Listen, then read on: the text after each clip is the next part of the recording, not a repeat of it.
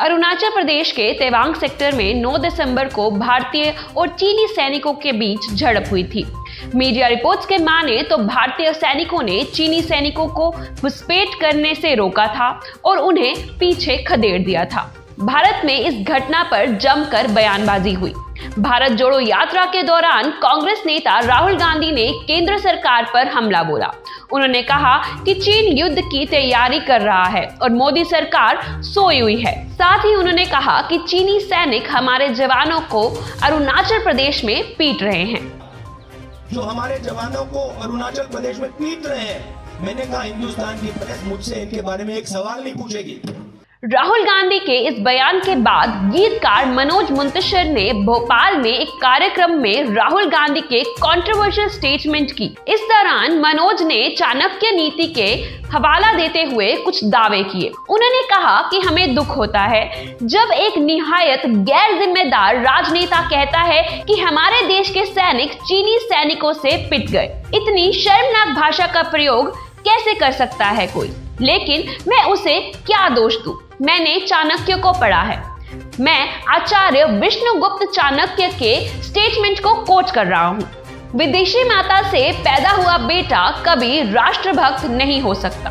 Problem DNA का है। फिल्मी गीतकार मनोज मुंतशिर के दावे की हकीकत जानने के लिए डिफ्रैक्ट टीम ने कुछ कीवर्ड्स को सर्च किया। हमें thecrediblehistory.com के संस्थापक, लेखक और इतिहासकार अशोक कुमार पांडे का एक वीडियो ट्वीट मिला, जिसमें उन्होंने मनोज शुक्ला के दावे को गलत बताया है।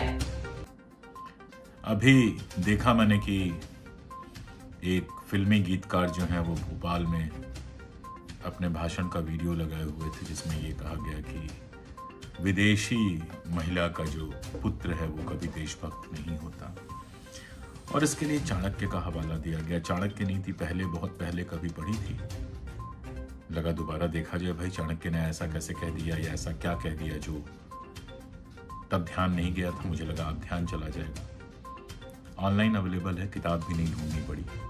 पूरी चाणक्य नीति पढ़ गया मैं। 389 पेजेज की ये चाणक्य नीति है। इसमें मुझे तो कोई ऐसा श्लोक, कोई ऐसी अर्धाली, कोई ऐसा वाक्य नहीं मिला जिसका ऐसा कोई अर्थ होता। और वो कैसे कह सकते थे? उनके अपने शिष्य चंद्रगुप्त ने सेल्यूकस की बेटी से शादी की थी। लेकिन एक बहुत मजेदार सूत्र जरूर मिला, वो मैं आपसे शेयर कर रहा हूं। 560वां जो उनका सूत्र है वो कहता है, कूट साक्षिणो नरके पतंती, यानी झूठ का समर्थन करने वाले लोग सीधे नरक में जाते हैं। तो ये जो झूठ है, जो लगातार कभी चाणक्य के नाम से, कभी किसी के नाम से फैलाया जाता है, इसका अगर आप समर्थन कर रहे हैं तो चाणक्य के हिसाब से आप नरक में जाएंगे।